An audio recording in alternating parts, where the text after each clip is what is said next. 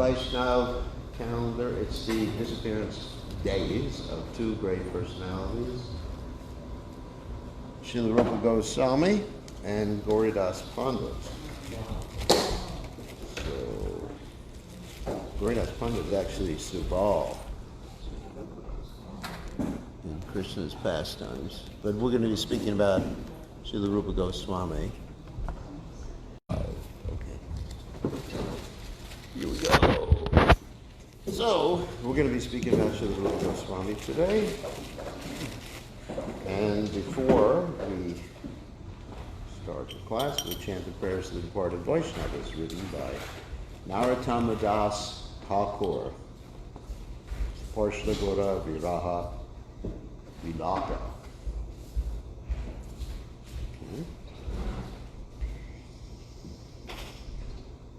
Jaya Nilo Prema Dana Karuna Rajo.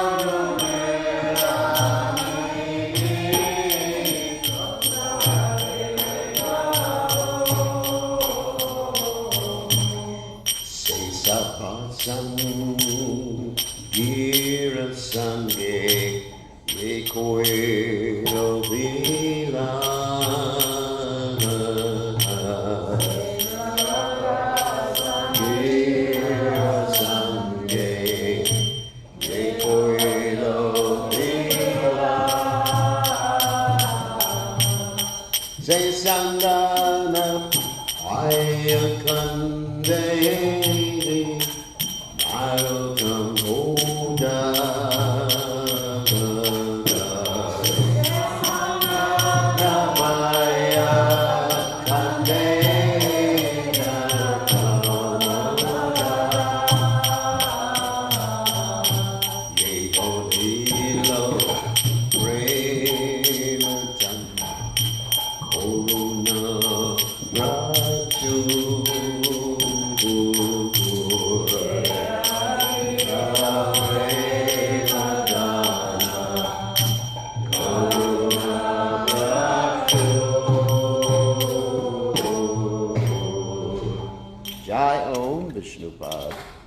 Paramahansa, Acharya, also Teta, Sister Shimad, His Divine Grace Savaya, Jahana, Bhaktivedanta, Goswami, Srila Prabhupada Ki Jai, ISKCON, Founder Acharya, Srila Prabhupada Ki Jai, Anandagoti Vaishnava, Vrinda Ki Jai, Nam Acharya, Srila Gauridas, Thakur Ki Jai. Then say, Kaho Shri Krishna Chaitanya Prabhu Nityananda Shri Dvaita Gadadhara Shiva Sadi Gaura Bhakta Vrinda Ki Jai Shri Radha Krishna Gokulam Sai Radhakunda Giri Govardhan Ki Jai Vrindavanam Ki Jai Jagadata Swami Ki Jai Yamunai Ki Jai Shrimad Vilasi Devi Ki Jai Samaveda Bhakta Vrinda Ki Jai Gaur all glory is the assembled devotees, all glory is the assembled devotees, all glory is the assembled devotees. All glory is to Shri Guru and Gauranga, Shri Prabhupada Ki Jai.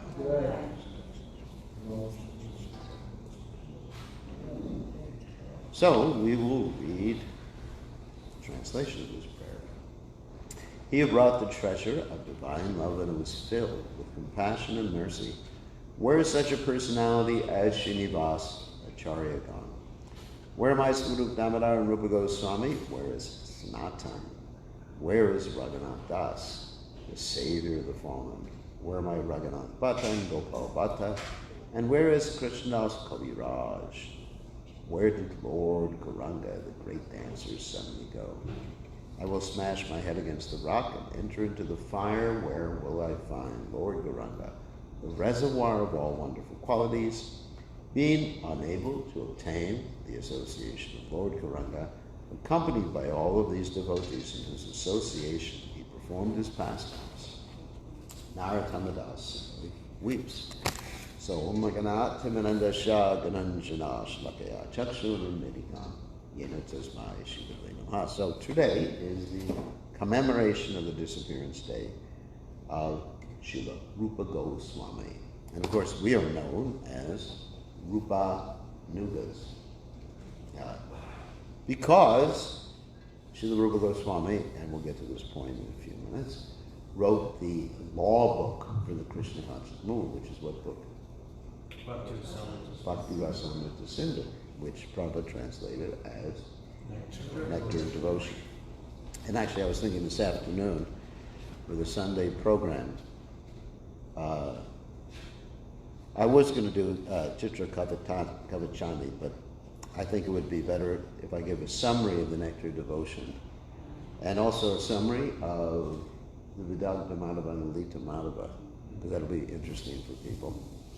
I don't offer a free narration of the Lita Madhava and Vedanta Madhava. Anybody wants it, give them the link, how they can download it. Anyway, because we've done that several years ago. So anyway, because Rupa Goswami has actually set the standard for sadhana bhakti and raganuga bhakti and prema bhakti in our society. So sadhana bhakti is the Bhakti Rasamrita Sindhu, and there's a hint of it. Of course, there's also a raganuga bhakti there. And then the higher levels of bhakti are in what book? Does anyone remember? Ujjvala Nilamani, which probably no one should read when you're on a very high level. Ujjvala Nilamani. And it's written about Srila Rupa Goswami, and we say this prayer every day. Shri Chaitanya Manobishtam Stapitam Yena Bhutale Swayam Rupa Gadamayam Vedati Swa Dantikam. That Rupa Goswami has understood the mission, the mind, Manobishtam of Chaitanya Mahaprabhu. Shri Chaitanya Manobishtam. I mean his intention, his mind, his desires, all those things are contained within that particular statement. So therefore, he is the Acharya, main Acharya after Chaitanya Mahaprabhu. Okay, so now we'll talk a little bit about Rupa Goswami. Rupa Goswami appeared in 1489, and his mother's name was Rivati Devi, and Kumara Devi was his father's name, and their parents, his parents, I'm not talking about their, I'm referring to Sanatana Goswami too, and Anupama, had 5 sons and 1 daughter. And the three of their sons were considered pure devotees. That's Rupa Goswami, Sanatana Goswami, and Anupama. Anupama, of course, was a pure devotee of, anyone remember? Lord Ram. And Chaitanya Mahaprabhu tried to dissuade him, Rupa Goswami, tried to dissuade him from just worshiping Ram. He says, okay, you can worship Ram, that's okay, but you should chant Hare Krishna. And he wasn't able to change his mind or change his consciousness. And then Rupa Goswami was pleased, Rupa and Sanatana Goswami were pleased to see that, because that indicated his dedication to his worshipable deity, which is a very, very important point in Gaudiya Vaishnavism. So, Chaitanya Mahaprabhu also tried to change Murari Gupta the same way, and that was really impossible, because that was Hanuman. Murari Gupta was the incarnation of Hanuman. So anyway, so you had these pure devotees born, and originally their family came from South India, although they were in Bengal when they were born. It was actually, nowadays it's East Bengal, which is known as Bangladesh. But they came from Karnataka in South India, and they were actually from a very, very high-class Brahminical family, Saraswat Brahminical family. Very, very high class. Although it appeared that it was considered that they had lost their caste for a reason which we're going to describe in a second. Because originally they had the name Amara and Santosh. That's Rupa and Sanatana, respectively. But they were given the names Dabir Rakash and Shakara Malik by the Nawab Hussain Shah. And Dabir Rakash means private secretary, and Shakara Malik means revenue officer, or tax collector, like that. And because of that, it was considered that they had lost their caste. Now, try to understand, in those days, if you worked for malachas, that means meat eaters or low-class people, it was considered you lost your caste. Not only do you work for them, if a malacha came up to you and sprinkled some water on you, then it was finished. You lost your caste. I mean, you couldn't enter the temple, everything was finished. That's pretty heavy, isn't it? So, I wish we could make devotees in that way too, just sprinkle water on people and they lose their malacha caste. And there was a devotee of Lord Chaitanya, I believe it was Subhuti Roy was his name, that Muslim did that to him. And then he went to all the Brahmins and they asked the Brahmins, what can I do to purify myself? And they said, well, you gotta drink molten lead or metal. That's the only way you can purify yourself. And then he was instructed by Sri Chaitanya Mahaprabhu, just chant Hare Krishna. It's a lot easier. So, anyway, so it was considered that they had lost their caste, and they were working for the Nawab Hussain Shah. The reason they had worked for the Nawab Hussain Shah is because the Nawab Hussain Shah had basically forced them to work because he had threatened all the Vaishnavas in that area. He said You do not work for me. That's it. I'm going to create havoc amongst all these Vaishnavas, kill all your villagers. And so they thought, we have to work for them. That's called conscription. It's like the draft. Just like during the Vietnam War years, many of my friends had to go and fight in Vietnam, even though they didn't want to fight in Vietnam, because they were drafted by the government. So they just resigned themselves to their fate. We got to work for this rascal who was going around and amassing great riches and harassing people all over that part of India. And their father, Kumardev, was actually always praying for them, please let them be liberated. And their father was a pure devotee, obviously. And so they eventually settled in a village known as Ramakeli. And in Ramakeli, which is in the Rajashahi district of northern Bengal, they constructed a replica of Vrindavan.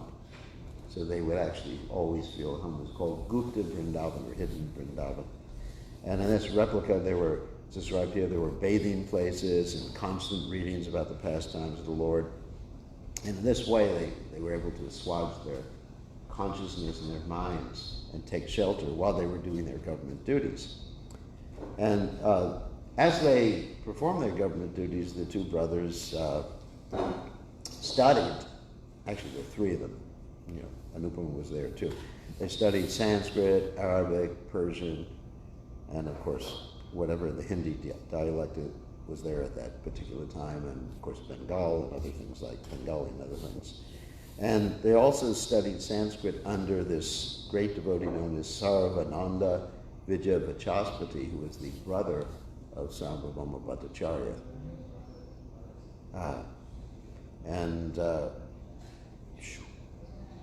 The person that they learned Arabic and Persian from was Syed Farooq Jin, a scholar at that particular time. So, once when Lord Chaitanya Mahaprabhu decided to go to Vrindavan, and this particular time he didn't make it to Vrindavan, this is in 1514, he stopped at Ramkeli on the way, because he actually wanted to meet Rupa and Sanatana Goswami, who were his eternal associates, and enlist them in his mission.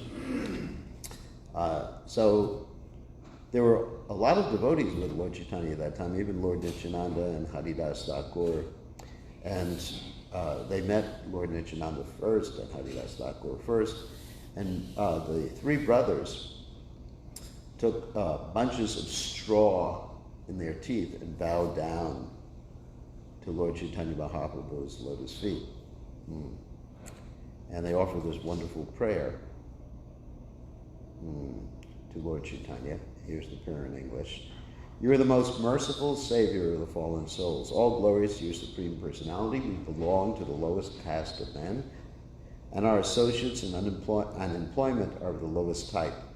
Therefore, we feel it strange to introduce ourselves to you. We are ashamed, for you are so pure. Dear Lord, let us assure you that no one is more sinful than us, nor is there any offender like us. Since you have specifically incarnated to deliver the fallen souls, please consider that there are none so fallen as the two of us, for we are worse than Jagai and Madai. Now, why do they consider themselves worse than Jagai and Madai? Does anyone know?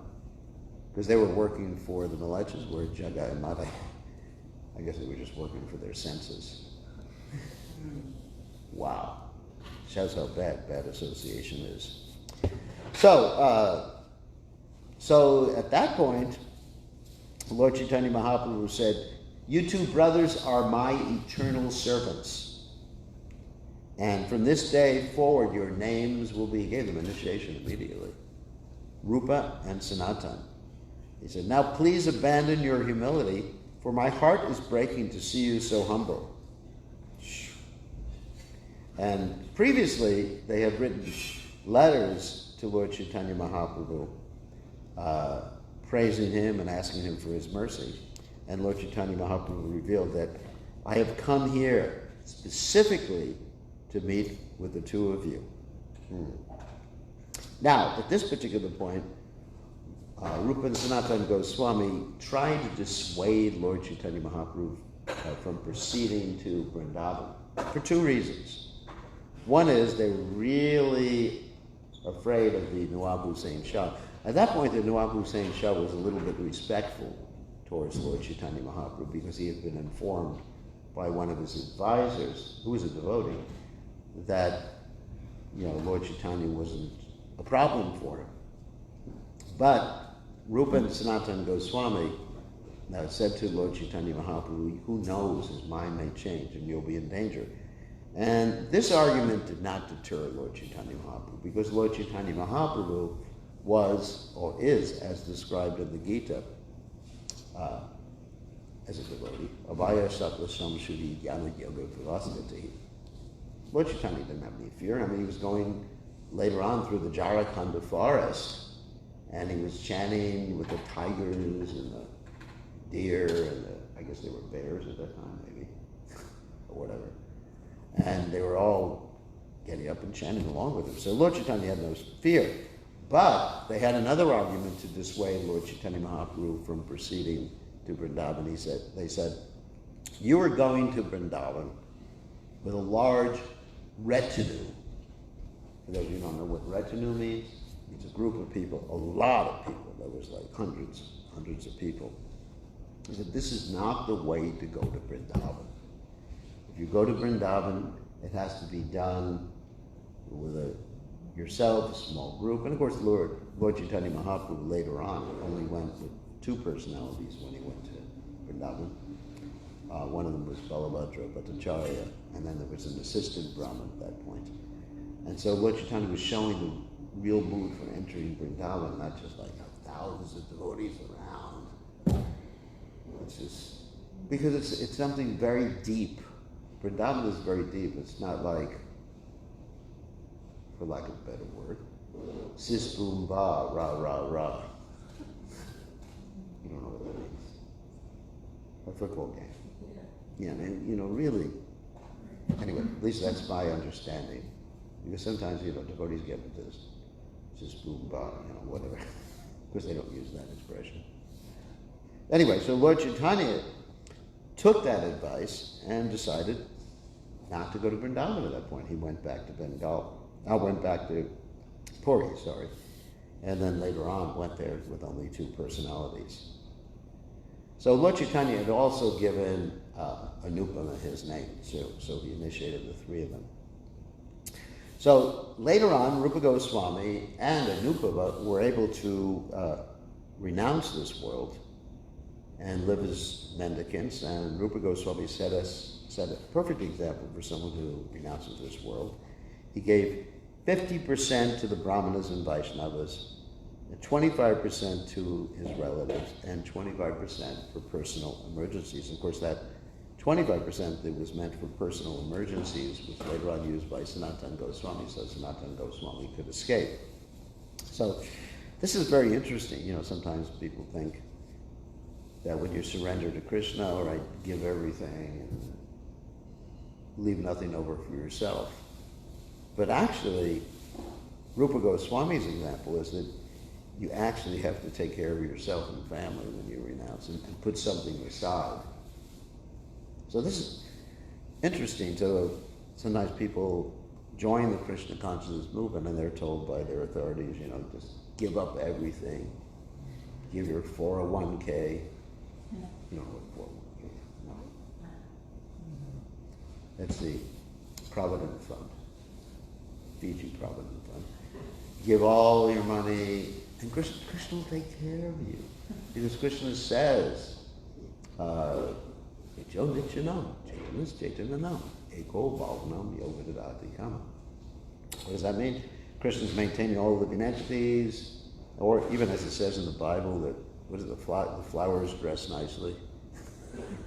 They didn't have to go to Walmart to buy some dresses or something like that. Which doesn't say Walmart in the Bible. The lilies in the field. I think it's the lilies in the field. Yeah, the lilies in the field dress nicely. So really, there's 5 factors of action. 5 factors of action described in the Gita, and Krishna is one of the 5 factors. We have control of the other 4.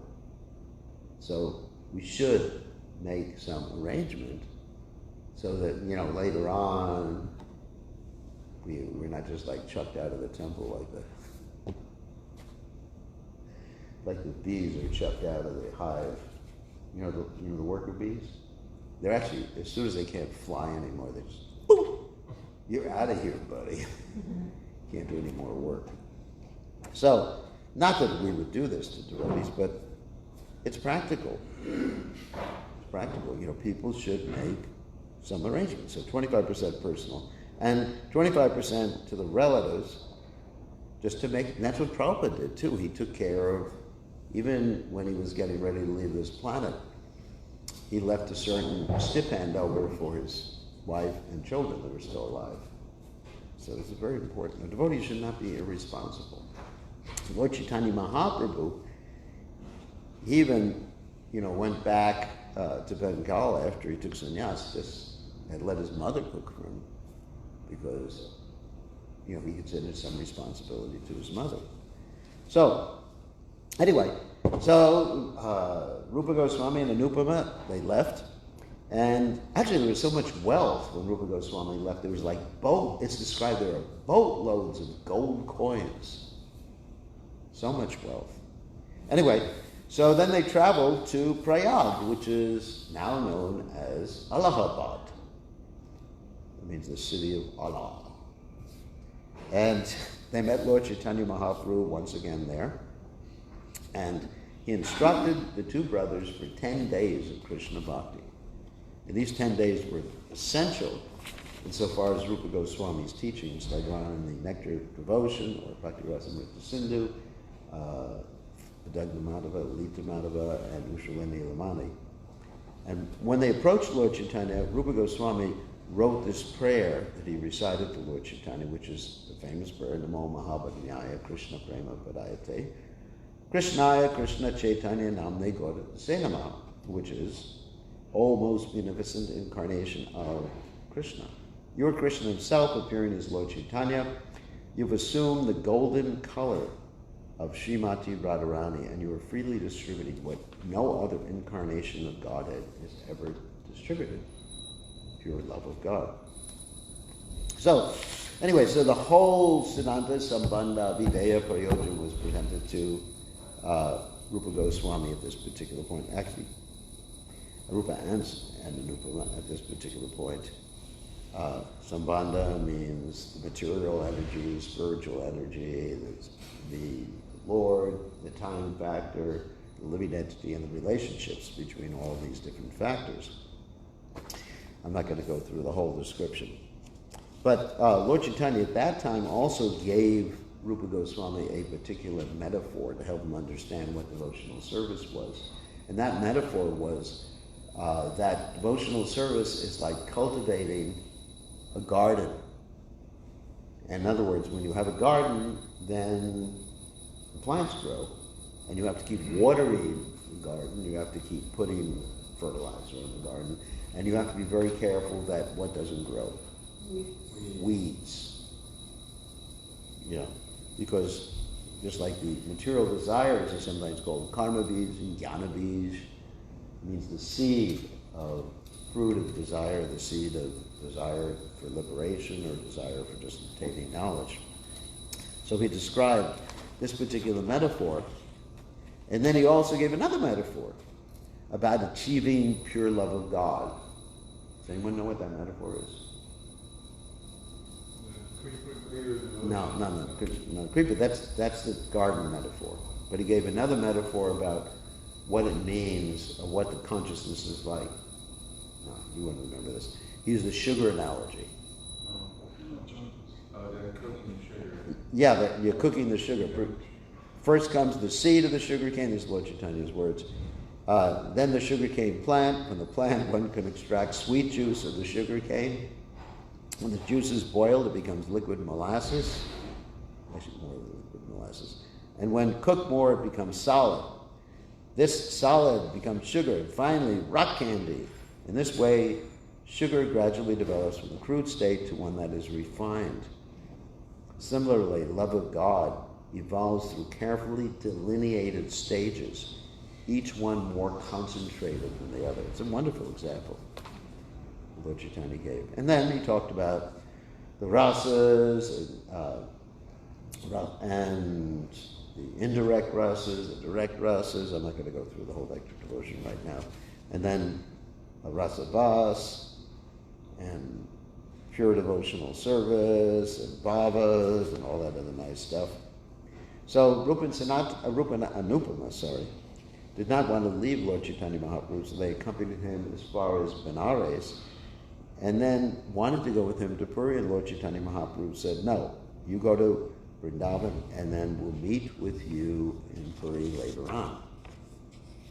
And on the way to Vrindavan, Anupama departed from this material world, and while he was going to Vrindavan, Rupa Goswami first thought of writing a drama as a visible means to convey the pastimes of Krishna. And of course, this is both the Vidagna Madhava and the Lita Madhava. He was thinking of just like having them in one drama. So on the way to Vrindavan, he stopped in a place called Sacha Bama Pura. And there he had a dream, in which a beautiful woman appeared to him and asked him to write a separate play about her. That was Satyabhama. Of course, Satyabhama is an expansion of Radharani. And in the Lita Madhava, which delineates the pastimes in Dwarka, you find Satyabhama's identity or connection or identity as expansion of Radharani very clearly delineated. In that particular story, you have Krishna. I don't want to give away the story, but Krishna is playing around, trying to avoid the gaze of Rukmini before he gets married to Satyabhama and having an affair with Satyabhama. Anyway, we'll talk about that tonight. Very interesting. He's having this affair in a place called New Vrindavan. Not our New Vrindavan. Nava Vrindavan, which means New Vrindavan. It's New Vrindavan. And they're doing all sorts of interesting things, like looking at pictures of their pastimes in Vrindavan. There's the whole segment there where they're actually looking at pastimes. Anyway, I don't want to give it away for tonight. So then Rupa Goswami, this later on was corroborated by Lord Chaitanya Mahaprabhu, who told Rupa Goswami that is a proper understanding, because there's a difference in mood between Krishna's Vrindavan pastimes and those in Dwarka, so they have to be two different dramas.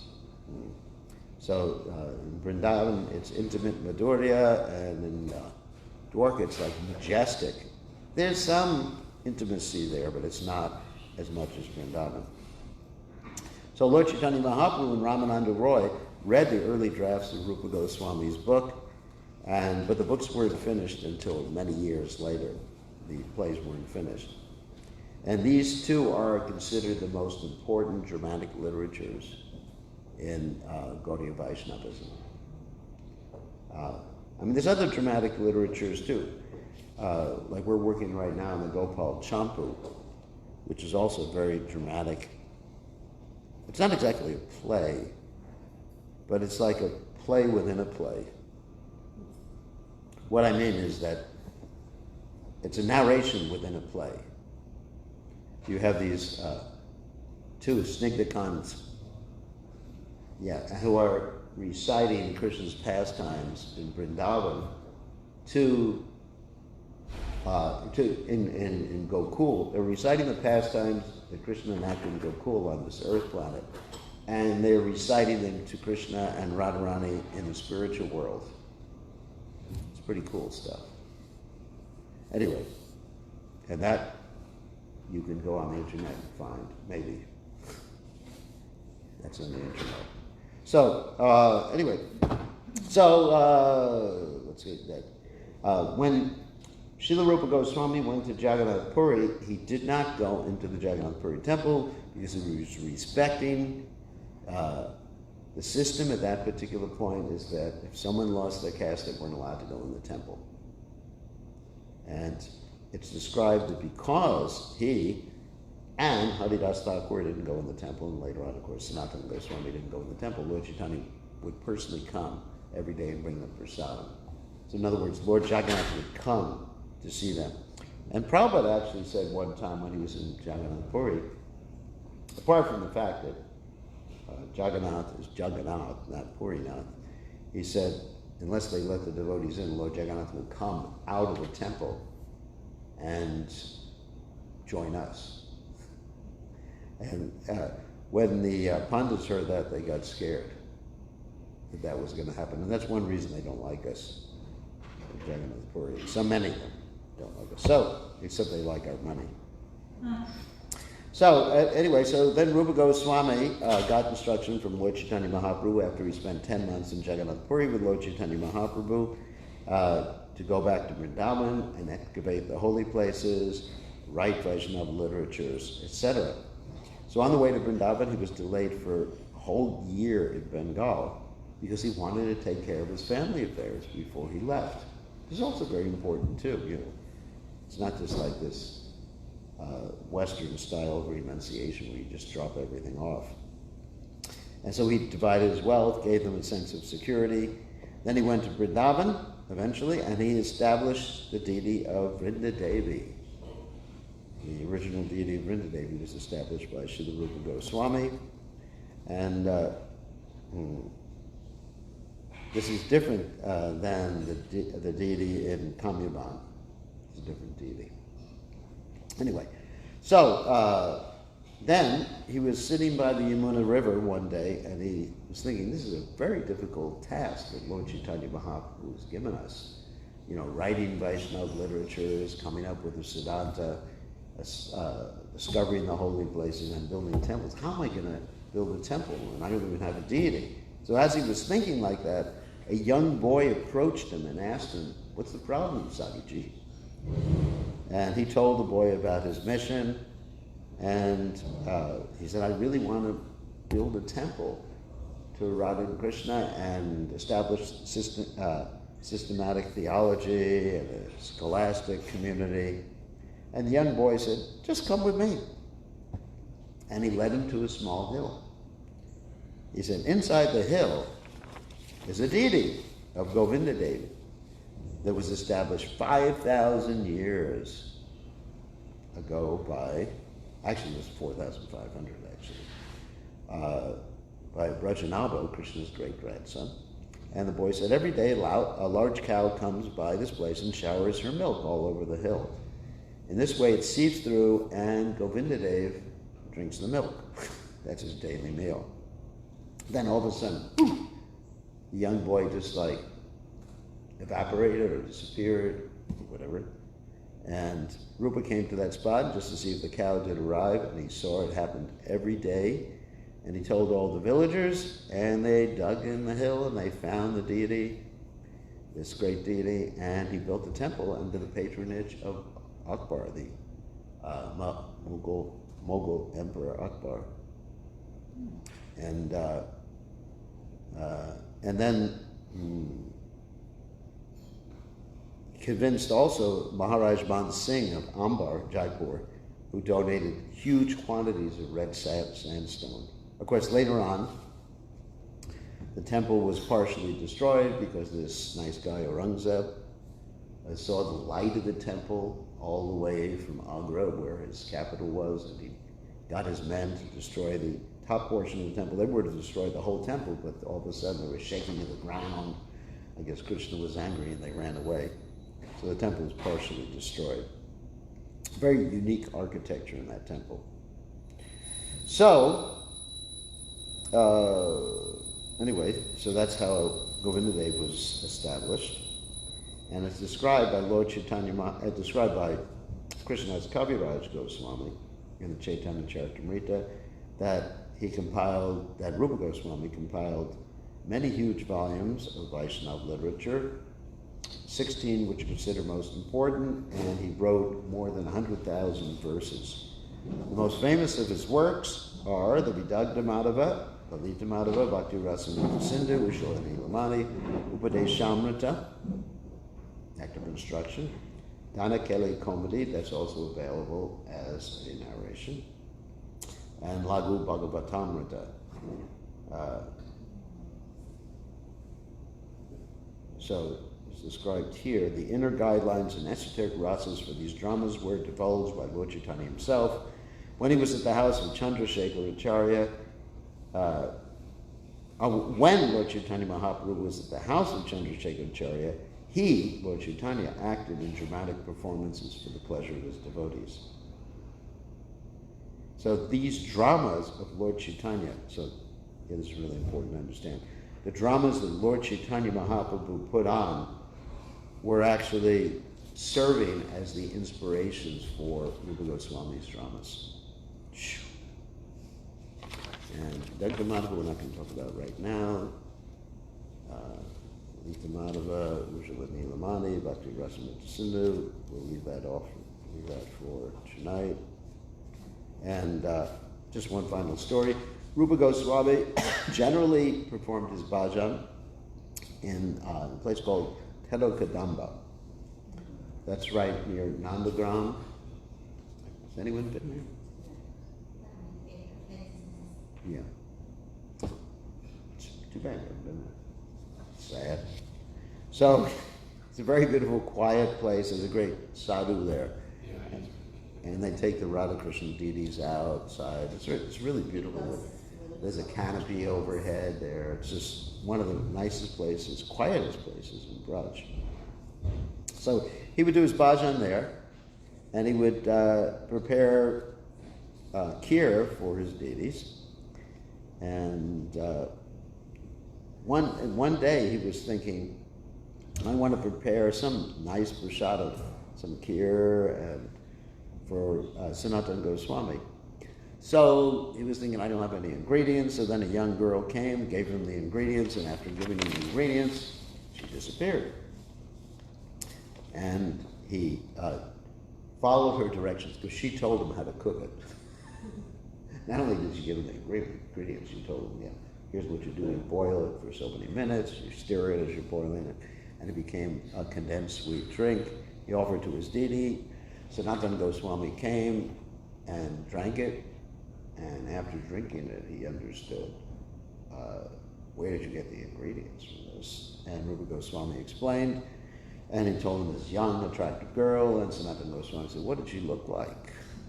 And Rupa Goswami began to describe what she looked like, and Sanatana Goswami said, this was Radharani.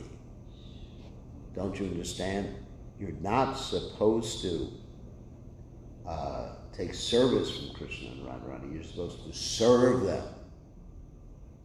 So Rupa Goswami was told by Sanatana Goswami, never accept such gifts from anybody again. Because Krishna is always looking to serve his devotees. Devotees are always looking to serve him, so there's a competition between the two of them. So anyway, so today is the commemoration of the disappearance day of Rupa Goswami, Gauridas Pandit. Gauridas Pandit is the spiritual master of Hridaya Chaitanya, who was also known as Hridaya Ananda. First Hridaya Ananda, then Hridaya Chaitanya, because Gauridas Pandit got angry at his disciple who had a festival without his permission, and the disciple went away, Hridaya Ananda went away, the deities followed him, and when the deities followed him, then eventually Gauridas Pandit followed them, really angry with Krishna, with Lord Chaitanya, Lord Nityananda, and Hridaya Ananda, and he had a stick in his hand, and the two deities jumped into the heart of Hridaya Ananda, and Hridaya Ananda later on got the name Hridaya Chaitanya because of that. So that's Gauridas Pandit, who's Subal in Krishna's pastimes. So, and that's it. Where's the conch?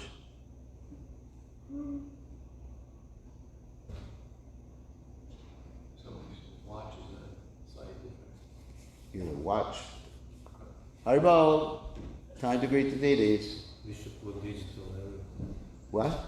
Digital watches everywhere. Yeah, there should be digital conchos. Okay, all Chris those is what? divine grace. Prabhupada ki jai.